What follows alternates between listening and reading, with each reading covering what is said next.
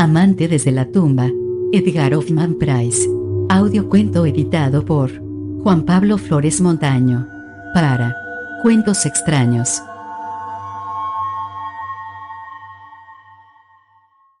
Amante desde la tumba. Manos de momia. Había pasado varios años exhumando cuerpos, pero allí parado, a cubierto del ardiente sol egipcio, y al encontrarse uno en el suelo de su oficina, Howard Fenwick no pudo evitar retroceder hacia el umbral. Su padre yacía al lado de la larga mesa en la que habían extendido los mapas de la zona arqueológica de Saqqara. Su rostro, habitualmente rubicundo, tenía un color violáceo, la boca estaba entreabierta y la lengua asomaba por ella, tenía los ojos desorbitados y miraban las vigas y juncos que sostenían el techo de barro. Había sido estrangulado hacía unas horas. Mientras su hijo se encontraba en El Cairo, el enfermizo zumbido de las moscas que revoloteaban alrededor del cuerpo corroboraba aquella suposición. Pero ese zumbido no podía penetrar el estruendo que bullía en los oídos de Howard Fenwick. Topó con la jamba de la puerta mientras retrocedía. Se pasó la lengua por sus secos labios, parpadeó, habló con voz ronca. «Maldita sea, es imposible. Papá, ¿qué ha sucedido? ¿Qué?» Pero era más que posible, lo era tanto que Fenwick no podía ni maldecir bajo aquel sol ardiente. Las manos de su padre muerto aún agarraban las muñecas del estrangulador, en un intento por romper el abrazo de los dedos que habían cortado su respiración. Eran los brazos de una momia, ennegrecidos y ásperos, con tiras de vendajes andrajosos y oscurecidos por el tiempo colgando aún de la pergaminada piel. Un hombre muerto había asesinado al más viejo de los Fenwick. Un hombre enterrado 40 siglos atrás había venido a vengarse de la intromisión sacrílega de los arqueólogos. El suelo estaba cubierto con tiras de vendas y especias de embalsamar. El estómago de Howard Fenwick se revolvió al imaginarse los esfuerzos de su padre por evitar a la muerte. Seguramente había forcejeado con aquel cuerpo animado por todo el suelo. Una de sus piernas aún permanecía doblada hacia arriba, como si hubiera intentado alejar a la momia, arrancando de esta forma los horribles brazos de su asaltante. De los amarillentos huesos aún colgaban trozos de carne marchita y arrugada. Fenwick se sentía incapaz de gritar ni pensar correctamente. Tan solo la jamba de la puerta le mantenía en pie.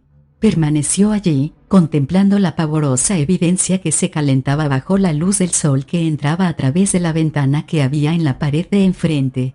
Quería avanzar, apartar aquellas espeluznantes manos del cuello de su padre, pero no podía. De sus labios aún surgía un murmullo de negación ante la cosa que yacía delante de sus ojos. Es imposible, no puede suceder algo así, no puede. Luego empezó a reaccionar. Fenwick se forzó a sí mismo a calmarse. Miró lo que tenía delante. La ligera camisa tropical que llevaba su padre estaba rota. La chaqueta color crema llena de manchas de tierra y las punteras de los zapatos arañadas por la refriega. El chaleco estaba roto. Una de las sillas se encontraba tirada en el piso y por todo el suelo había marcas de pies. El joven Fenwick aún se sentía enfermo y débil, pero poco a poco iba controlando sus emociones. Un hombre no debe dejarse dominar por ellas, no en Egipto, donde el ardiente sol y su voz susurrante minan el cuerpo y la mente de los extranjeros. Los americanos no se dejaban asustar por las supersticiones insanas que acosan a los nativos, convirtiéndoles en bestias. Fenwick se arrodilló y meditó sobre el siguiente hecho, que 2 manos habían cortado la respiración de su padre. La muerte, razonó, no quiere decir que no tengan el poder para moverse. Fuera lo que fuese que atacó a mi padre, podía moverse con plena libertad. Y lo hizo. Lo cual quiere decir que no estaba muerto. Era algo vivo. Alguien que está vivo puso las manos de la momia en el cuello de mi padre después del crimen. Hablaba en voz alta. Su voz le tranquilizaba. Se levantó y se sacudió el polvo de las rodillas con cuidado. Se trata de una maldita y macabra trampa. Habló con una calma deliberada. No existían otras palabras para describir un asesinato tan morboso. ¿Por qué se tomaría tantas molestias? Para asustar a los vivos. Eso podría hacer que mis árabes se sublevaran. Un motín. Negarse a acabar. Creyendo haber encontrado el motivo, Fenwick dejó de pensar. Contuvo las lágrimas mientras contemplaba el cuerpo de aquel hombre bondadoso. padre dijo, le escogeré, aunque sea lo último que haga en mi vida. ¿Qué iba a hacer? ¿Cómo podría arreglar este macabro asunto que llenaba de horror todos y cada uno de los rincones de su cerebro? Se giró, con la intención de coger el coche y acercarse a la aldea para que el cabecilla, Shaikh Ismail, lo notificara a las autoridades de El Cairo. Entonces vio la sombra que se acercaba lentamente a una puerta interior que comunicaba con la habitación. Se trataba de la silueta de una mujer que se dibujaba sobre la pared encalada. Pudo ver la forma del pecho, redondeado y firme, el contorno de la barbilla, el arco altivo de una nariz aquilina, y llevaba la alta corona doble del antiguo Egipto con el aureus mortal dispuesto para ser usado. Todo ello presagiaba a una mujer de la familia real y los Fenwick habían estado buscando la tumba de una reina. Sus delgadas manos aparecieron formando un gesto que ya había visto pintado en las paredes de los mausoleos, un gesto de imprecación, la llamada sorda de lo condenado. No había lugar para el error. Su larga familiaridad con el arte egipcio y sus propias convicciones no dejaban duda de que aquella aparición estaba invocando una maldición. Y aquel gesto borró por completo de la mente de Fenwick la cordura que tanto le había costado recuperar, dejando en su lugar todas las murmuraciones que había oído de boca de los supersticiosos trabajadores mientras supervisaba su trabajo. Poco a poco, día tras día, se había ido endureciendo contra aquellas morbosas tradiciones, aquellas historias acerca de las terribles maldiciones que caían sobre los profanadores de tumbas, sobre muertes extrañas, desapariciones, seres monstruosos que moraban en el interior de la tierra en compañía de los muertos, y que salían de noche para caer sobre los vivos. Nadie puede olvidar por completo lo que antes ha oído, simplemente cree que lo ha olvidado. Y todas esas cosas insanas e intangibles, estaban evocadas en aquel gesto sombrío, desfilaban ante él, nublaban su razón, hacían perder el juicio a un hombre ya de por sí atormentado por la pena y el horror. Desapareció con la misma rapidez con la que se hizo presente, no como algo que se mueve hasta desaparecer, sino como una presencia que se desvanece de pronto, total e instantáneamente. Un chillido salió bruscamente de los labios grises de Howard Fenwick. No se acordó del coche que estaba aparcado al lado de la achaparrada edificación. Corrió con la cabeza descubierta hacia la aldea, rodeado por campos desiertos. No se paró ni un momento a pensar, tenía que seguir moviéndose, no fuera que su rugiente cerebro acabara por estallar. Las negras manos que se enroscaban en el cuello de su padre parecían estar ahora alrededor del suyo, y la sombra de aquellas manos que se elevaban en una maldición final emborronaban la luz del desierto, oscureciendo el camino. Fenwick tropezó, cayendo sobre la ardiente arena. Las poderosas manos lo agarraron. Se retorció, pateó, luchó contra lo que intentaba tirar de su pie, pero finalmente una voz tranquila se abrió paso entre la histeria. Pudo darse cuenta de que media docena de árabes, atraídos por sus gritos, habían dejado el trabajo y acudían en su ayuda. El caudillo de la aldea, Shaikh Ismail, estaba diciendo: «Las prisas son malas, Saib. No es bueno andar descubierto bajo este sol». La voz calmosa y sonora del árabe hizo que Fenwick recuperara sus sentidos. Se sintió como un idiota, un loco. Había salido corriendo de un lugar en la sombra. Había salido al exterior sin protegerse la cabeza, lo peor que podía hacer a los ojos de los nativos, mucho peor incluso que salir completamente desnudo. Ismael se acarició su negra barba, contemplando al americano con inquietud. Hizo un gesto a los trabajadores para que se dispersaran. Fenwick, el blanco que había mancillado la dignidad que la tradición prescribía, balbuceó una explicación. «Mi padre. Muerto. Un ladrón le ha matado. Ve a El Cairo a avisar a la policía». La expresión de Ismail cambió. La muerte de un padre o de un pariente cercano no solo permite sino que demanda demostraciones de gran pena. Un árabe se habría quitado el turbante de la cabeza y lo habría arrojado a la arena. La explicación de Fenwick había restituido el aprecio de Shaikh, de cuyo buen juicio dependía la expedición. Saib Ismail expresó sus condolencias. Alá siempre hace lo que considera oportuno. No existe otro poder ni otra majestad más que Alá. Pero lo mejor es que usted mismo vaya a El Cairo. Sin duda lo era, pero Fenwick aún estaba luchando con los miedos que le habían paralizado. Tenía que volver a aquella casucha maldita y encarar lo que contenía. Todas aquellas tradiciones y supersticiones durante tanto tiempo negadas habían hecho presa en él, alarmándole y encorajinándole a la vez.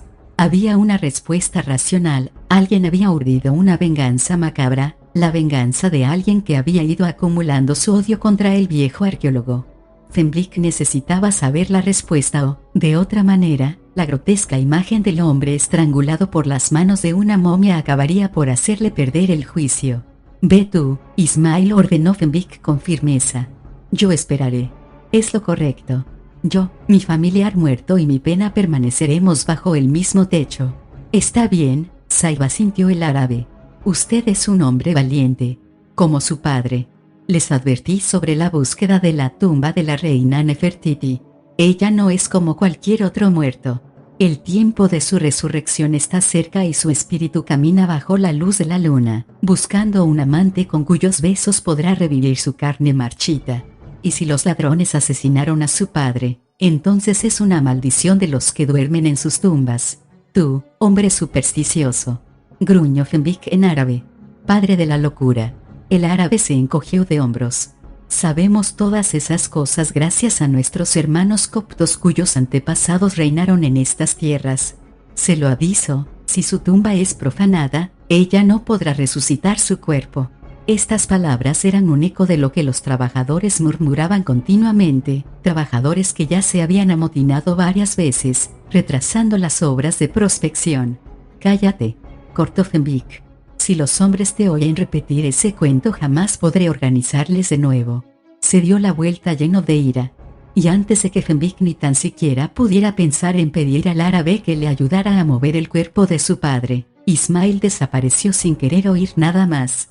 Fenwick se dijo a sí mismo que aquella extraña sombra en la pared había sido causada por alguna muchacha nativa que rondaba por la parte trasera de la caseta, y que la silueta distorsionada de la corona que había visto sobre su cabeza podría haber sido la de una simple jarra de agua que se balanceaba mientras andaba.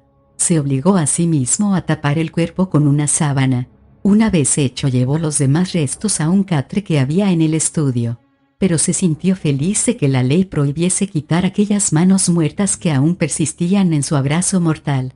Fenwick se dejó caer en una silla y se sirvió un vaso de whisky. Luego se levantó con las piernas temblorosas y se acercó a la mesa de su padre.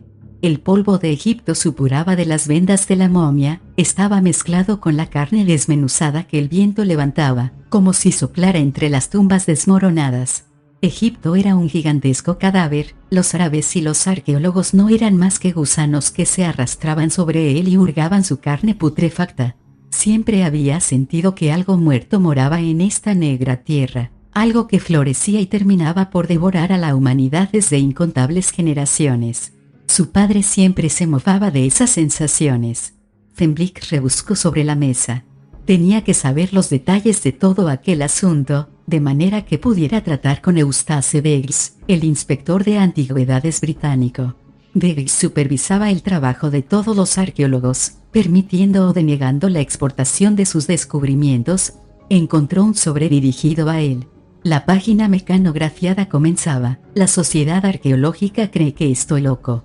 Se trataba de una vieja historia. Durante varios años se habían burlado del mayor de los Fenwick tras la publicación de una nota en la que se intentaba probar la existencia de la momia de la reina Nefertiti. Fenwick pasó por alto los argumentos reiterativos que tantas veces había oído. La carta finalizaba de la siguiente manera: «Así que, si nada me ocurre, la llevaré y probaré que no eres el hijo de un loco.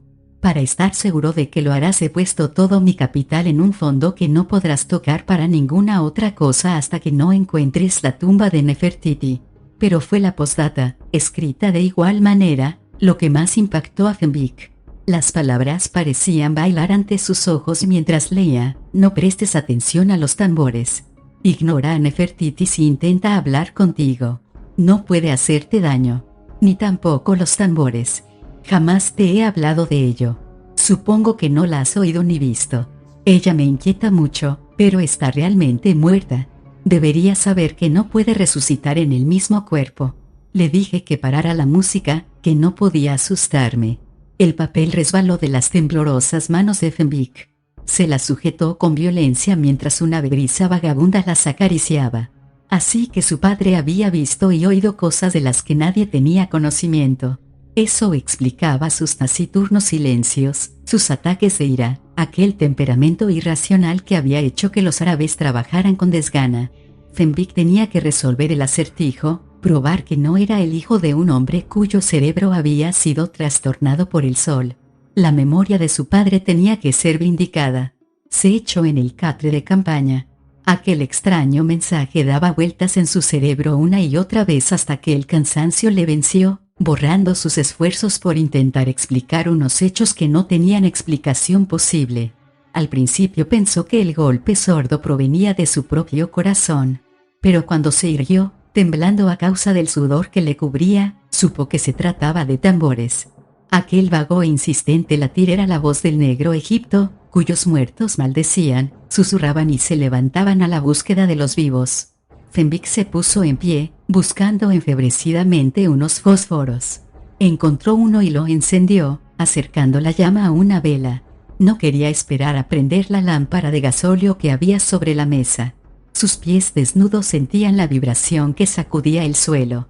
Eso hizo que la llama de la vela se agitara y que las sienes de Fenwick se acomodaran a su cadencia. Cogió la escopeta. «Son esos malditos árabes», otra vez musitó para sus adentros mientras se humedecían los labios. «Por Dios que les haré parar». Trastabilló por la senda que ondulaba en dirección a la aldea. Ya no se oía ningún sonido. Estaba solo en medio del silencio y del frío mortal del desierto de Libia. Fenwick emitió un suspiro trémulo. Su alta figura parecía indefensa. «No hay tambores en la aldea. Están en mi cabeza. Eso es todo. El sol me ha afectado. O quizás un poco de fiebre». Eso tenía sentido. Al infierno con los tambores. Se dio la vuelta para emprender el camino de regreso. Un llanto espantoso le detuvo. Desde algún lugar cercano en medio de aquel enorme sepulcro le llegó la voz de una mujer, una voz repleta de ecos que parecía provenir de una cripta subterránea. Un escalofrío recorrió su espina dorsal. Se le puso carne de gallina y se le erizó el pelo de detrás de la nuca. En su mente se dibujó la figura de una mujer que gritaba mientras luchaba por deshacerse de los vendajes de embalsamar que le cubrían el rostro. Se limpió el sudor de la frente.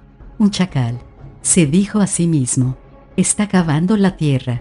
Lo mismo que hacemos papá y yo». Corrió de vuelta a la caseta. La llama vela se había apagado. La brisa vagabunda debía de haberla extinguido. Pero cuando Fenwick cruzó el umbral, sus exaltados nervios parecieron adormecerse. Quería gritar, pero no pudo. Tan solo fue capaz de permanecer en pie y lamer con su lengua la dulzura venenosa que la brisa vagabunda había depositado sobre él.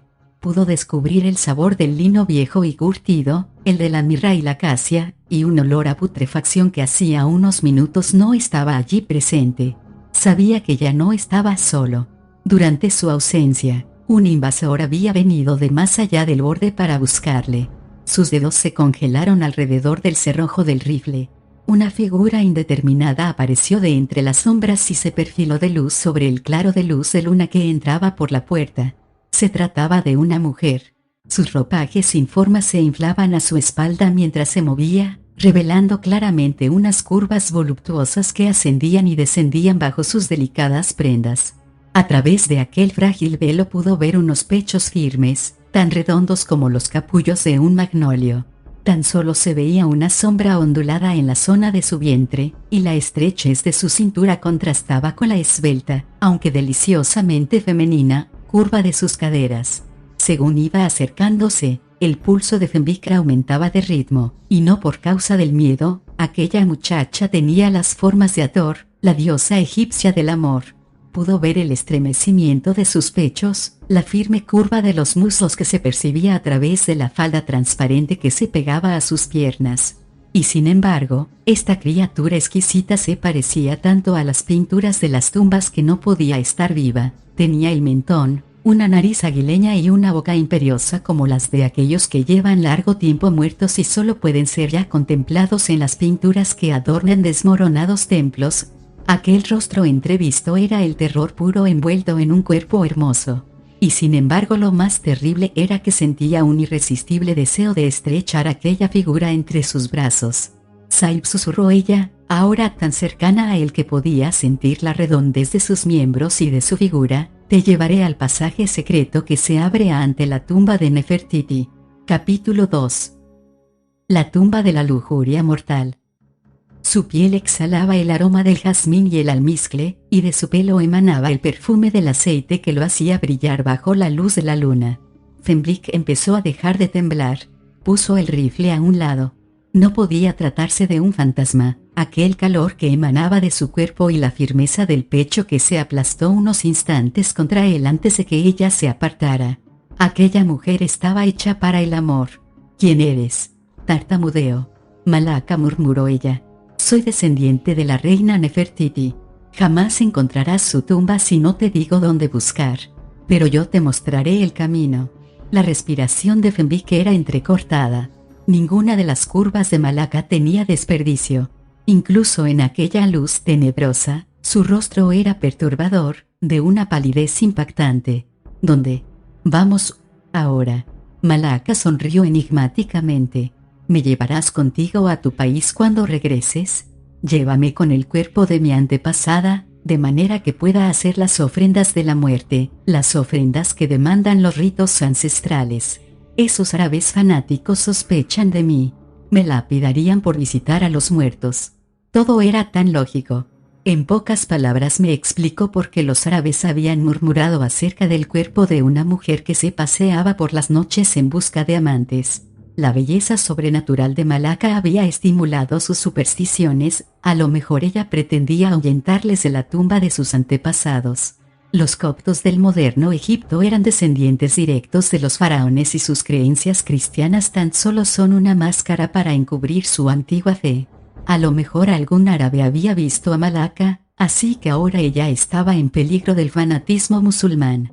Era perfectamente lógico que solicitara la ayuda de un hombre blanco. Seguramente intentaría engañarle para que no pudiera descubrir la tumba de la reina embalsamada, pero ese problema lo encararía más adelante. Los brazos de Malaka se deslizaron sobre él con un movimiento lento y sensual, más tentador que cualquier otra caricia más fuerte. A través del semitransparente camisón sintió las formas de un cuerpo que parecía hecho de una infinidad de llamas ardientes. El deseo le inundó. Ella se rendía a sus besos, suspirando con éxtasis. De repente, sus brazos ansiosos abrazaban el vacío. Se dio la vuelta, justo para ver cómo su figura resplandecía en el umbral de la puerta. Se había quitado la túnica y sus piernas desnudas brillaban bajo la luz de la luna mientras se adentraba en el desierto. La prenda que había quedado en el suelo apenas dibujaba las curvas de su exquisito cuerpo. Se deslizó rápidamente, como un fantasma en la noche, y pasó al lado de una pirámide semienterrada en la arena. Caminaba presurosa, como un espejismo, pero sus largas zancadas pronto le permitieron alcanzarla. Sofocada y riéndose a carcajadas, se detuvo en una hondonada en medio del torturado paisaje, pero Fenwick no tenía la menor idea de a dónde le había llevado su persecución. Ya no sabía si la aldea estaba delante o atrás, o en uno de sus costados. Fenwick se echó sobre ella, pero Malaka se escurrió con un movimiento de caderas. Solo pudo abrazar el vacío, trastabilló y cayó de cabeza en una mohosa oscuridad. Los escalones cubiertos de desechos no le fueron de ninguna ayuda, pero finalmente cayó sobre la arena suave y tamizada. Las tinieblas eran atravesadas por estrechos parches de luz de luna que se introducían entre las grietas del techo. Sobre las paredes pudo distinguir vagamente las figuras de unos dioses con cabeza de perro y de otras entidades sentadas en tronos que portaban la doble corona de Egipto.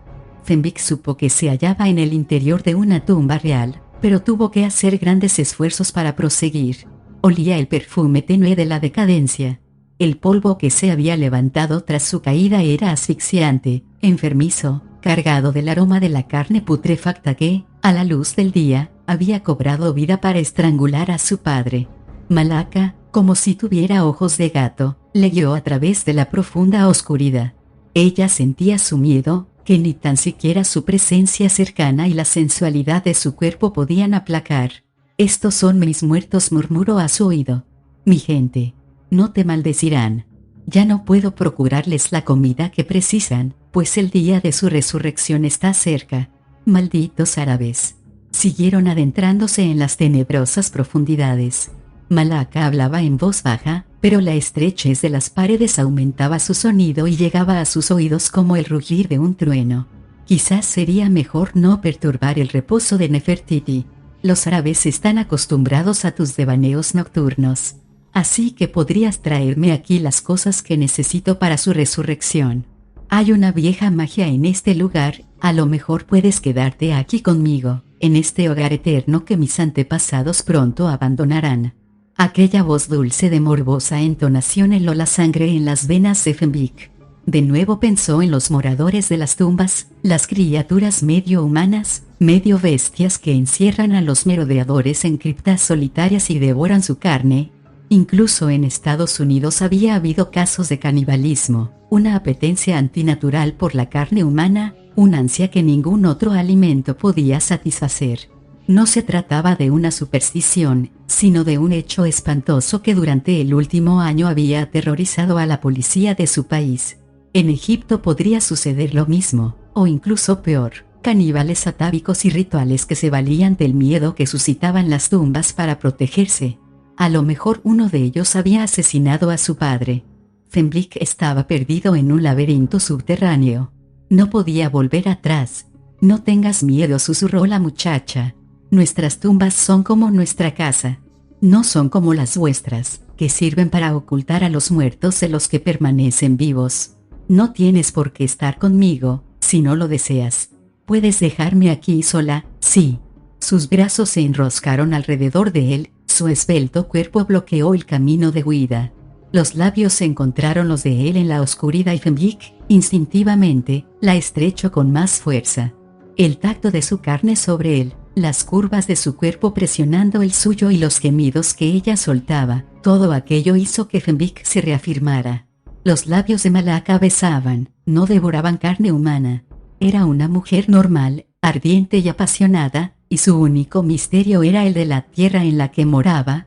Los egipcios se referían a las tumbas como hogares eternos. Su carne palpitante no le dejaba otro pensamiento que el de aceptar el amor que le ofrecía. La acarició, y la apasionada respuesta llenó de fuego sus venas. Entonces, bruscamente, se deshizo del abrazo y jadeó. No deberíamos, no aquí. Ven, te enseñaré. Fenwick prendió una cerilla. La luz trémula hizo resplandecer sus pechos palpitantes y medio desnudos. Tenía los ojos borrosos, los labios semiabiertos. Le hacía señas en busca de su mano, pero por el rabillo del ojo pudo ver la pared. Sobre ella, tan nítidos como si hubieran sido dibujados ayer, había unos jeroglíficos con el sello real, el símbolo familiar de la reina Nefertiti. Aquella era su tumba, la misma que los eruditos decían que había sido destruida, saqueada siglos atrás. Por un momento el triunfo y el reconocimiento de las vindicaciones de su padre hicieron que Fenwick se olvidara del deseo ardiente que aquella extraña muchacha le había inflamado. Ella sonrió, con cierta tristeza, como si la molestara la competencia de los jeroglíficos. Luego dijo: «Veo que puedes leerlos y entenderlos. Eres uno de nosotros. Créeme». Luego le hizo una seña y Fenwick fue tras ella. La cogió por la cintura y se dirigieron al recinto en el cual ella no podía rechazarle nada. La misteriosa muerte de su padre era algo lejano e irreal. Algún trabajador contrariado que había sido azotado con demasiada frecuencia. Aquellas manos muertas habían sido una idea diabólica, pero podían explicarse. Prendió otro fósforo. Malaka le miró con un brillo en los ojos lleno de promesas que hicieron temblar de excitación a Fenwick. Pronto se encontraron en un recinto espacioso, de cara a un enorme sarcófago de color rojo. Habían quitado la tapa. Muy cerca, sobre el suelo, se encontraba el envoltorio de una momia que había sido abierto con gran habilidad. Estaba vacío, excepto por un montón de vendas de lino enredadas. No había sido cortadas, sino desenrolladas, y la máscara dorada, esculpida en la tapa del sarcófago en representación de su ocupante, heló a Fenwick hasta la médula. Se trataba de la imagen de Malaka. Se volvió y, A la luz de la cerilla, vio que los labios de ella se retorcían con la misma sonrisa críptica que destacaba en la imagen dorada. Por vez primera se percató de que llevaba el místico Usek, un collar que se ponía alrededor del cuello de las momias para darles el poder suficiente de volver a la vida cuando llegara la hora de la resurrección. Contempló el sarcófago vacío y a la mujer que lo miraba. Intentó vencer el horror que crecía en su cerebro, pero no pudo. La sonrisa de Malaka, la suave inclinación de su cabeza, le afirmaron que ella sabía la pregunta que no podía salir de sus labios. «Por fin lo sabes», dijo. «Soy Nefertiti». Nefertiti y la muchacha copta son la misma persona. No tenía otra forma de traerte a su morada eterna. No pude engañar a tu padre, así que le maté. Pero tú, que compartes su secreto, vivirás con nosotros y lo preservarás. Hizo aquel gesto simbólico que le había aterrado cuando lo vio por primera vez en su sombra. La belleza de Malaka se tornó cruel y triunfante. El fósforo se apagó. Su risa suave resonó en medio de la escalofriante oscuridad, convirtiéndose en una carcajada burlona que provocaba ecos en lejanas criptas. Pero todo sonido fue engullido por el grito inarticulado y lleno de repugnancia de Fenwick. Tras besar a una mujer que, después de 30 siglos de muerte, había salido del sepulcro, sentía un veneno abrumador en sus labios, pero el saberse perdido en la morada de los muertos era peor. Corrió a ciegas en dirección a un débil rayo de luz que debía de provenir de la carcomida escalera. Intentaba decirse a sí mismo que todo era un truco, que Malaka estaba viva y Nefertiti muerta. Pero las palabras escritas por su padre danzaban en letras de fuego delante de sus ojos y los ciegos aullidos de terror eran aplastados por unas voces aún más sonoras. Emitían un canto triunfal en un lenguaje antiguo y grandilocuente, la lengua sacra de los dioses y sacerdotes que le condenaban a la locura y la sed, ofreciendo su carne a los moradores de las tumbas. El lugar bullía de unas presencias que no había visto antes. Estaban cerca. Oía sus pasos. Intentó agarrarse, pero las furtivas partículas de arena resbalaban entre sus dedos con mayor rapidez de la que podía emplear para subir. Ya no se sentía capaz de gritar ni de rezar, el polvo le sofocaba, el polvo de los muertos, el venenoso polvo de Egipto. La cabeza de Fenwick era como una ola de rugiente fuego. Y, antes de que perdiese por completo la conciencia, escuchó la suave risa de la mujer y una voz susurrante que se deslizaba dentro de su mente. «Ahora permanecerás aquí y me amarás, y no revelarás al mundo la situación de mi morada eterna». El resplandeciente sol de Egipto y un terrible dolor de cabeza despertaron a Fenwick. Estaba tendido en el suelo de la caseta. El zumbido nauseabundo de las moscas le recordó que aún no había tapado por completo el cuerpo de su padre que descansaba en la otra habitación. Maldijo a Sheikh Ismail por su tardanza en notificar a los oficiales el grotesco crimen que había tenido lugar el día anterior. Sabía que no podría encontrar el camino maldito que había seguido por el desierto la noche anterior. El viento habría borrado todas las huellas. Se dijo a sí mismo que Malaka tenía que ser una muchacha de la aldea y que se había golpeado la cabeza contra una pared de piedra en su precipitada huida del horror. Pero si Malaka era una muchacha árabe, ¿por qué los aldeanos no habían saqueado la tumba tiempo atrás? Fenwick no pudo quitarse de encima la cada vez más firme convicción de haber estado intercambiando besos con una mujer muerta y que, por algún extraño motivo, había escapado a la venganza que acabó con su padre. Por fin llegó la policía egipcia. Ismail les llevó a la caseta, y Eustace Beggs, el inspector de antigüedades, iba con ellos. De su delgado rostro sobresalía un gran mostacho de cuyos extremos tiraba constantemente, de tal manera que la cabeza estaba siempre inclinada hacia adelante y tenía los hombros un poco cargados. Después de oír las murmuraciones de los policías que habían destapado el cuerpo del más mayor de los Fenwick, dijo: «Pero afirmo que es completamente imposible que una momia sea capaz de estrangular a un hombre». Sin embargo, los oficiales de la policía no parecían tan escépticos. Asintieron lúgubremente cuando Sheikh Ismail dijo: «Por Alá, advertí a este hombre acerca de la búsqueda de su tumba. Está especialmente maldita». Se negaron con vehemencia a tocar las manos marchitas que se cerraban en torno al cuello hinchado del padre de Fenwick. Eustace Beggs resopló y, tragándose su asco, con ciertas dificultades, quitó las manos de la momia. «¿Puedo preguntar?», añadió, después de que la policía se hubo llevado el cuerpo del viejo arqueólogo. «¿Cuáles son ahora tus planes?». «Voy a seguir», declaró Fenwick. «Cueste lo que cueste». Beggs sacudió la cabeza. «Mi querido amigo, está completamente equivocado. Nefertiti fue enterrada en Viva Null Moloch, y esa tumba fue saqueada hace varios siglos». «Está loco», gritó Fenwick lleno de ira. «Seguramente usted nunca ha oído que muchas momias eran trasladadas a criptas secretas para prevenir los saqueos. Mi padre tenía pruebas». «Sí, claro», le tranquilizó Beggs.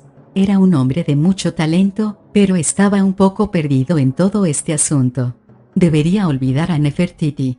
Fenwick enrojeció y se puso muy furioso, conteniéndose a duras penas para no desvelar los increíbles sucesos de la noche anterior, pero sabía que, de hacerlo, acabaría internado en un manicomio. Cerró los puños y avanzó un paso. «¿Cómo vuelva a decir eso?». Beggs retrocedió. «No se lo tome así. Tan solo pretendía. Váyase. Y no vuelva a aparecer a no ser que sea por algún asunto oficial», interrumpió Fenwick. «Lo mejor sería». Beggs arrastraba las palabras que pensase en esas dos manos de momia que, se cerraban fuertemente sobre la garganta de su padre. Las momias ya no son tan abundantes como hace unos años cuando se las utilizaba para alimentar el fuego de las hogueras de los árabes. Y, escuche, su tono se hizo amenazador, «usted y su padre discutían con frecuencia». «He oído chismorreos de los trabajadores», gruñó Fenwick, pero se puso pálido ante aquella terrible sugerencia, que él mismo podía haber asesinado a su padre. «De cualquier manera», prosiguió Beggs, despectivo, «esas manos de momia delatan un descubrimiento que no ha sido declarado. Jamás pensé que su padre pudiera actuar tan mal en sus excavaciones, aunque no hubiera encontrado la verdadera tumba de Nefertiti».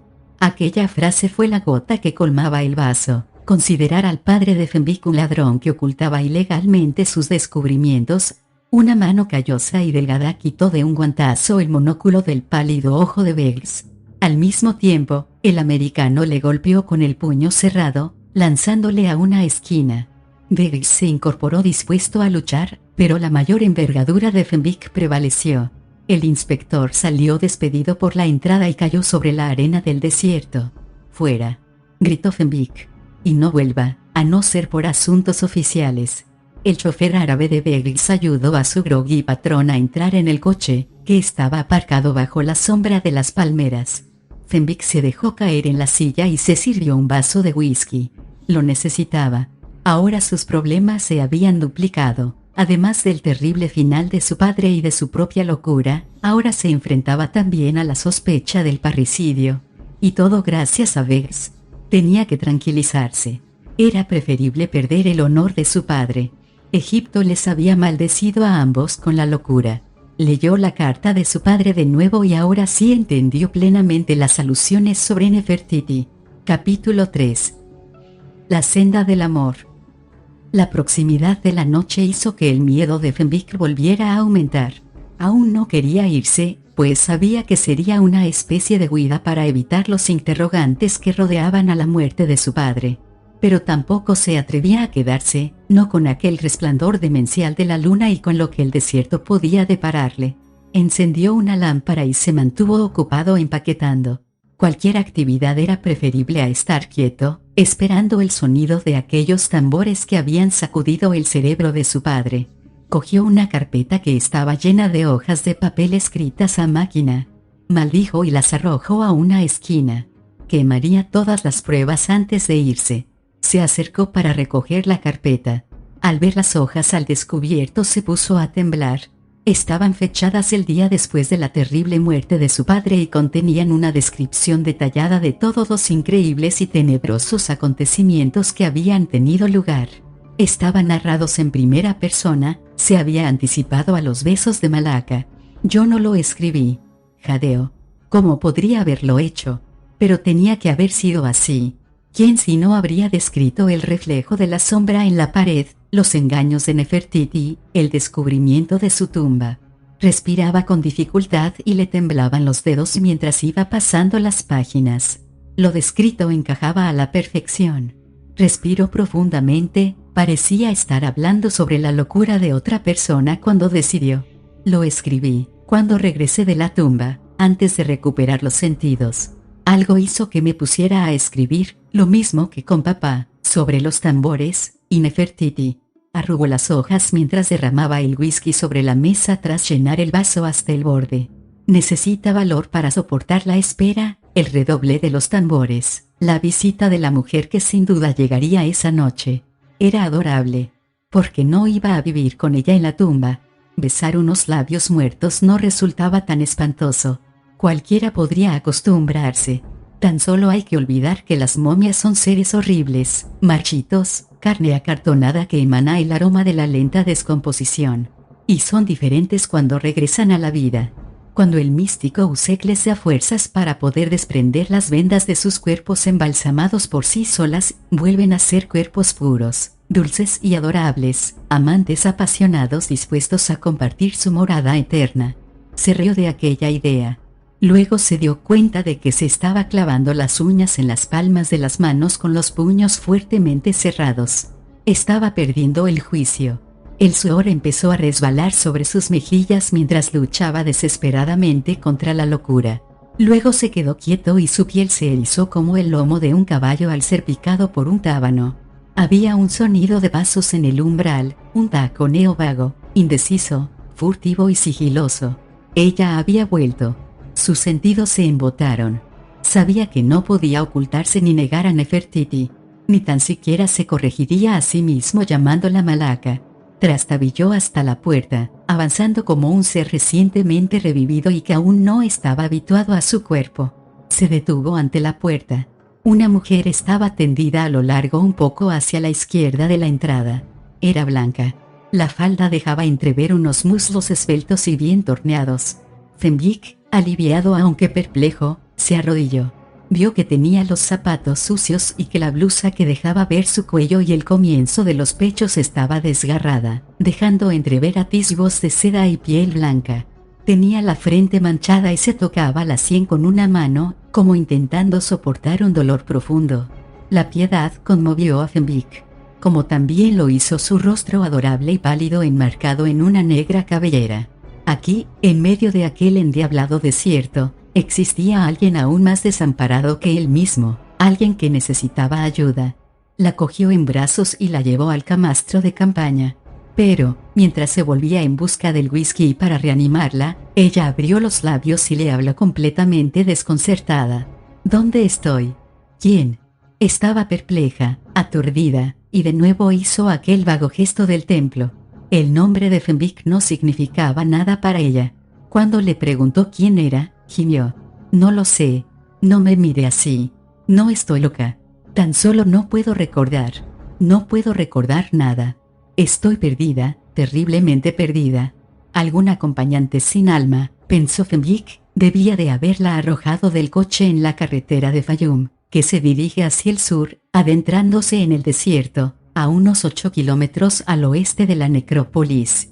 Pero ella no podía pensar ni recordar nada, ni había forma de que recuperase la memoria. Finalmente, decidió ponerle un nombre. Fenwick dijo, «De momento, la llamaré Miss Amnesia». Ella forzó una sonrisa desvaída y contestó, «Al menos es preferible a no tener ninguno». Fenwick comenzaba a olvidar su inminente locura. Amnesia había perdido el bolso, así que sugirió, ¿tiene algún objeto en el que vengan sus iniciales? ¿Cualquier cosa? Los ojos azules de Amnesia se entrecerraron. Ahora que lo dice, se levantó un poco la falda y mostró el broche de una liga que brilló sobre su blanco muslo a la luz de la luna. Sus torneadas piernas eran tan hermosas como sus pechos. Dijo, eso encaja perfectamente con Amnesia. Suspiró. No puedo recordar. Me duele la cabeza pero no sé por qué. La llevaré en coche a El Cairo, propuso Fenwick. Hablaremos con la policía. Amnesia se estremeció. No, por favor, resolvámoslo entre nosotros.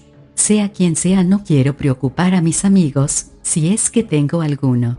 Hábleme de usted, de su trabajo. Debe de haber alguna razón por la que yo me dirigía aquí. ¿Qué está haciendo aquí? Recuerdo algo sobre tumbas, osarios, pirámides. Soy arqueólogo. Pero hablemos de otras cosas. Pero Amnesia insistió.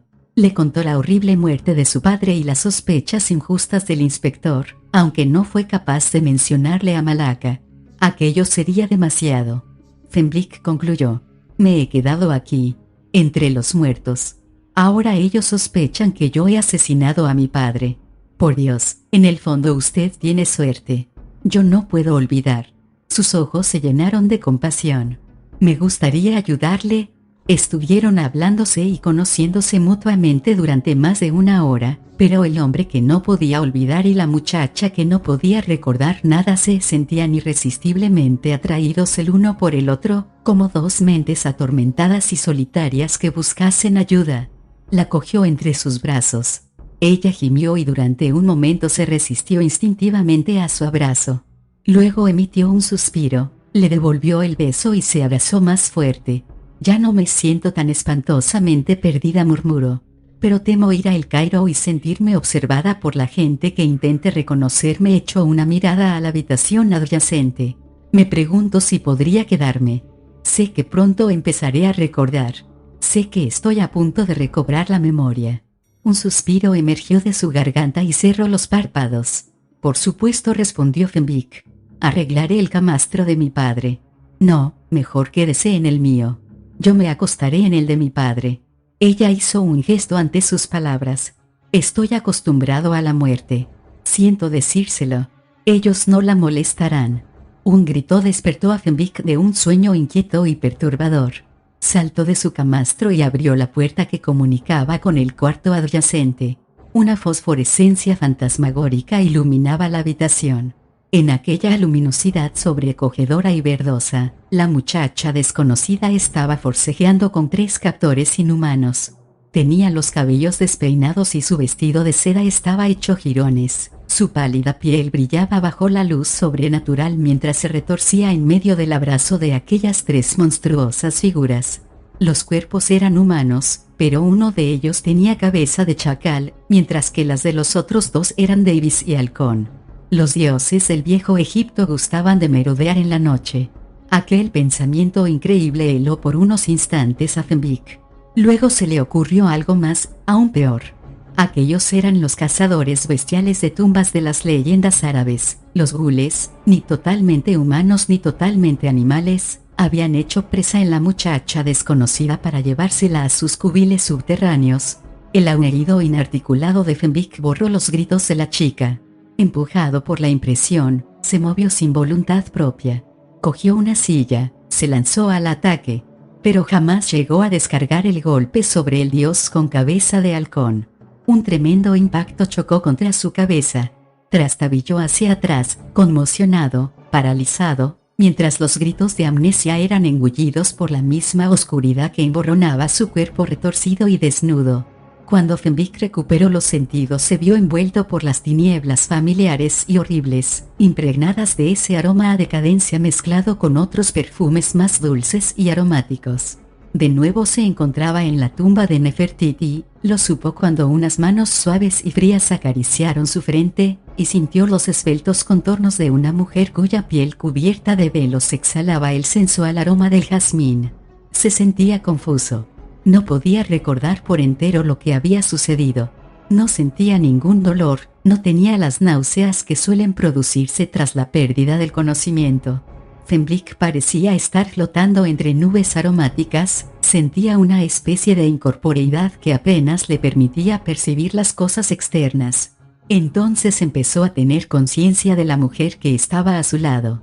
Palpó a tientas. Tenía el pelo liso, un cuello suave y terso. Pero en su cerebro se confundían dos mujeres distintas. Una le iba a ayudar a luchar contra la maldición de Egipto. La otra era una moradora de tumbas, una lamia espantosa que destruía cuerpos y almas. Si al menos pudiera ver algo. Si tuviera el sentido del tacto tan desarrollado como los ciegos. Sus hombros eran adorables, pero las dos mujeres tenían. La delicada túnica de seda que cubría aquel cuerpo exquisito no le decía nada. La otra muchacha también llevaba un vestido de seda muy suave. Luego acarició sus pechos, redondos y tersos. Su mano retrocedió de inmediato como si fuera una serpiente, acariciando aquellos montículos firmes. Sobresalían los colgantes de Usek, el collar de la resurrección. «No estás muerto», querido, susurró mientras se estremecía, como si sus caricias hubieran dado vida a algo inanimado. «Los dioses te han traído de vuelta a mi morada eterna». Habría gritado de horror, pero el beso de ella bloqueó sus labios. Su cabello le sofocaba. Su excitante cuerpo presionaba contra el suyo y sus brazos parecían como un sinfín de serpientes. La odiaba, pero tembló y se agarró a ella. Luego, desde las profundidades de aquella cripta tenebrosa, se escuchó el roce metálico de un sistrum, el instrumento sagrado y terrible que portaban los altos sacerdotes cuando invocaban la presencia de los dioses. Malaka se zafó de sus brazos. «Me llaman de vuelta a mi ataúd», gimió. «Luchaste contra ellos, así que ambos seremos castigados». Zenvik se tambaleó hasta conseguir ponerse en pie. Una luminosidad verdosa danzaba entre las sombras lejanas. Se dirigió hacia ella, luego se detuvo como si se hubiera acordado de algo. Amnesia, la muchacha que no podía recordar. Pero el dios con cabeza de ibis y sus otros dos bestiales compañeros no se recortaban contra la luz espectral. Tan solo vio un rostro dorado, la cara de la reina Nefertiti, sonriendo tras la tapa de un ataúd de sicómoro. Sus brazos se agitaron frenéticamente en la oscuridad, pero Malaka ya no estaba a su lado. Se encontraba solo.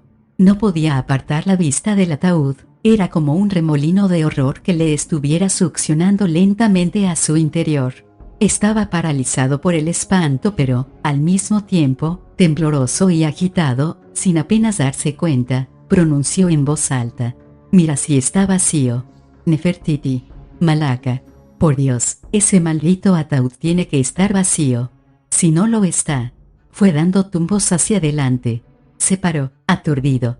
La caja, que antes estaba vacía, contenía ahora una momia, la piel reseca, marchita y renegrida, espantosamente pegada a los huesos. Los labios, entreabiertos en una sonrisa macabra, dejaban ver unos dientes blancos, tan blancos como los de Malaka. El cadáver marchito era la burla macabra del cuerpo de una mujer. Y alrededor de sus hundidos pechos estaba el Usek, el místico collar que Malaka llevaba colgado del cuello.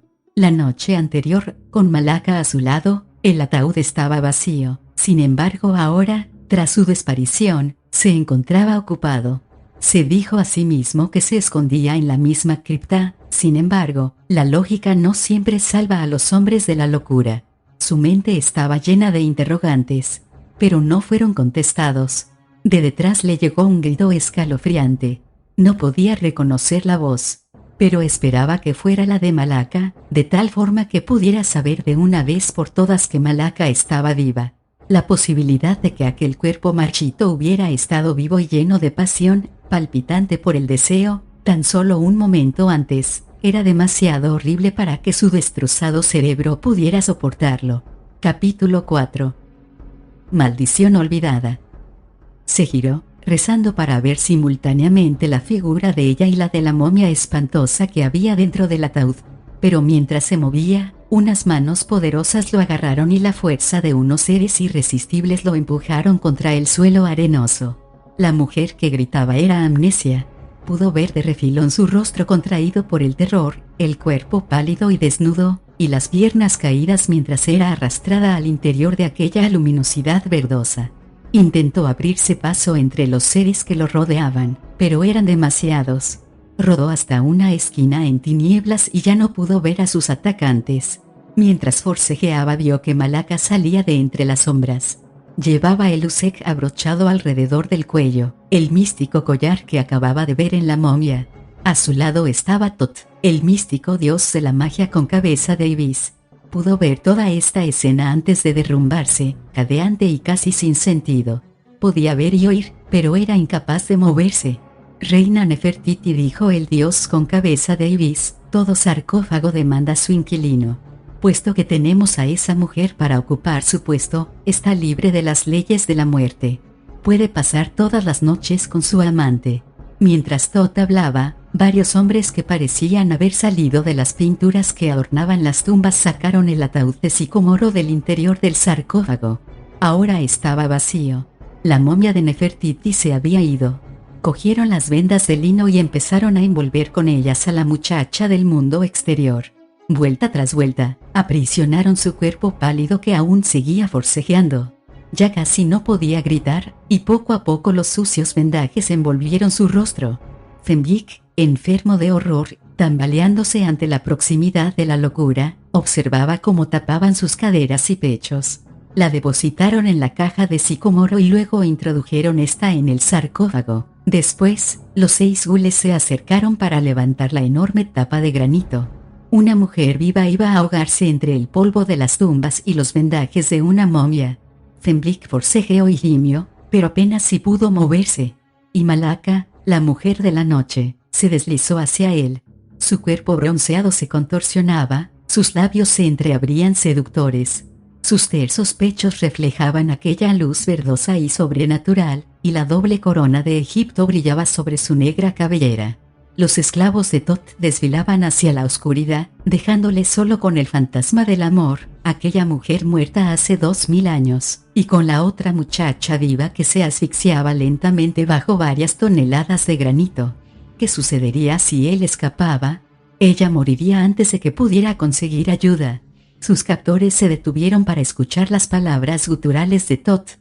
Entonces Fenwick pudo echarle un vistazo al pasadizo. Se iluminó cuando un soplo de aire vagabundo hizo que la luz de las antorchas se agitara. El sepulcral grupo estaba cogiendo algo del suelo, una momia. Vio los pies rígidos y marchitos. Aquella simple imagen reunió toda la rabia apabullante que lo embargaba.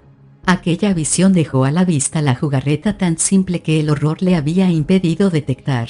Cuando le arrastraron lejos del sarcófago ocupado, ellos aprovecharon para sacar a la momia. Un detalle insignificante, pero necesario para construir toda aquella horripilante escena y hacerle creer que Malaka y aquel cuerpo marchito eran 2 manifestaciones distintas del mismo ser. Su ira, nacida repentinamente tras darse cuenta del engaño, cogió por sorpresa a sus captores. Se echó sobre ellos antes de que pudieran pararle. Derrumbó a uno de un puñetazo. Malaka gritó: «Dejadle ir. Volverá». Por supuesto que volvería con ayuda para liberar a la muchacha desconocida. Y se pasaría el resto de su vida repitiéndose que los dioses del antiguo Egipto la habían enterrado en un sarcófago de piedra. Desvaríos de un hombre loco. Los que portaban la momia dejaron caer el bulto. Por unos instantes el oscuro pasadizo se convirtió en una confusión de hombres a los que Fenwick golpeaba con sus puños. Cuando pudo escapar de aquella muchedumbre, Fenwick cogió el hueso del fémur de la momia. Un grito, y Malaka escapó. Una de las antorchas, derribada en la refriega, había prendido entre los despojos de piel marchita y cabellos, y en las inflamables resinas de embalsamar. Entonces Fenwick chocó con Tot, el dios con cabeza de ibis. Hubo un aullido y el destello del metal. Sintió el silbido de la espada, se echó a un lado y golpeó hacia abajo con el hueso amarillento. La monstruosa cabeza de ibis se abolló como el cartón. Fenwick reconoció la cara que se ocultaba bajo aquella máscara grotesca. Sheikh Ismail, el caudillo de la aldea. Fenwick cargó con los hombros sobre su estómago. Ismail cayó al suelo y Fenwick, poniéndose encima de él, acercó la espada a su cuello. «Llámalos. Saca ese ataúd o te rebanaré la garganta», amenazó Fenwick. «Por Alá», aulló el árabe mientras intentaba recuperar la respiración. «Se han ido. Me da igual». Fenwick hundió la espada lo justo para que penetrase un poco en la carne. «Llámalos o te mataré y luego iré tras ellos». El grito de Ismail fue atendido por los 2 que estaban poniéndose en pie a duras penas.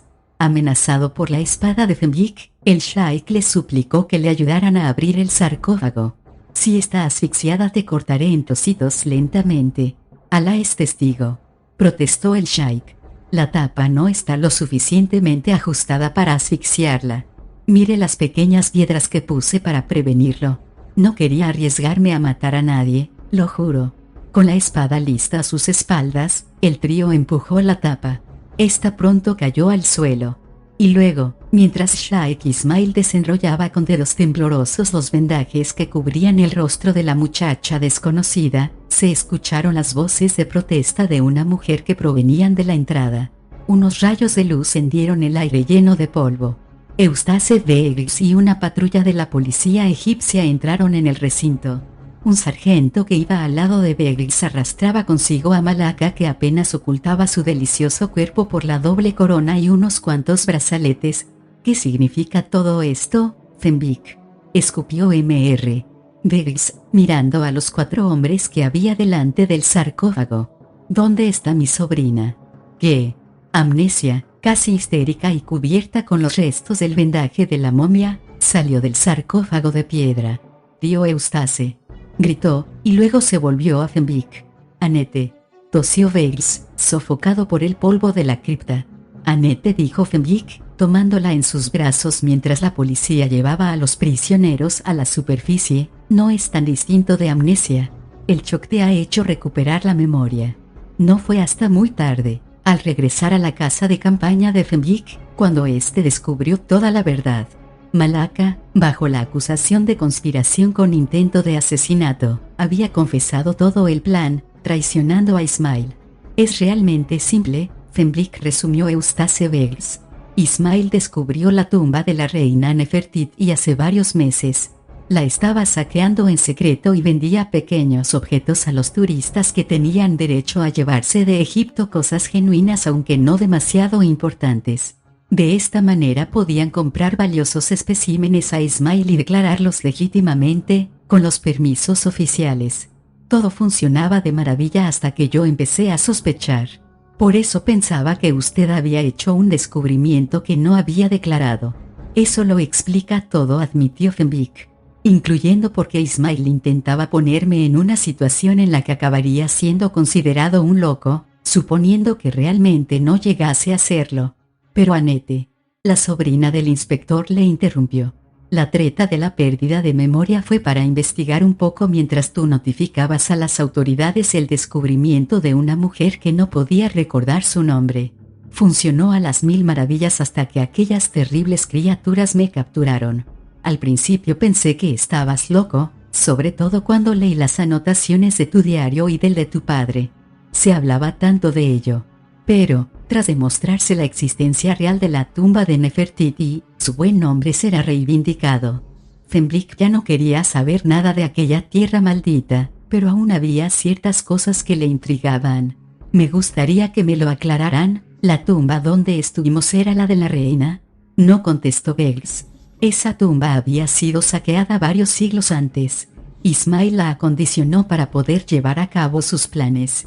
Falsificaron el rostro de la momia para que se pareciera al de Malaka, la muchacha copta. Se las ingeniaron para que usted creyera que en realidad se trataba de un lugar secreto. Lo mismo que hicieron con la macabra muerte de su padre. La muchacha insiste en que Ismail le estranguló y que luego puso alrededor de su cuello un par de manos de momia de las que habían conseguido quitar temporalmente la rigidez gracias al uso de unos disolventes que suavizaban el efecto de los líquidos de embalsamar. Tras secarlas y enfriarlas, las cerraron alrededor del cuello de su padre, quedando tan firmes y rígidas como si fueran las causantes del abrazo mortal. Pero ¿y la tumba de Nefertiti?, se interesó Fenwick. La verdadera tumba, explicó Beggs, está justo debajo de nuestros pies, lo cual explica ese golpeteo invisible. Le enseñó un montón de hojas sueltas. Eran de Fenwick y estaban repletas de frases descabelladas escritas a máquina sobre una reina que caminaba por las noches. Beggs prosiguió. La muchacha o Ismail se encargaron de escribir todas estas majaderías en su máquina de escribir. Lo encontré todo cuando decidí acercarme hasta aquí, alarmado por la tardanza de mi sobrina. Así que eso es todo. Fenwick frunció el ceño. Y la presencia inesperada de Annette le dio la oportunidad a Ismail de acabar conmigo. Me habría acusado de meterla dentro del sarcófago. Pero ¿por qué no me mató desde el primer momento? Eustace Beggs se llevó los dedos a la punta del mostacho y dijo arrastrando las palabras.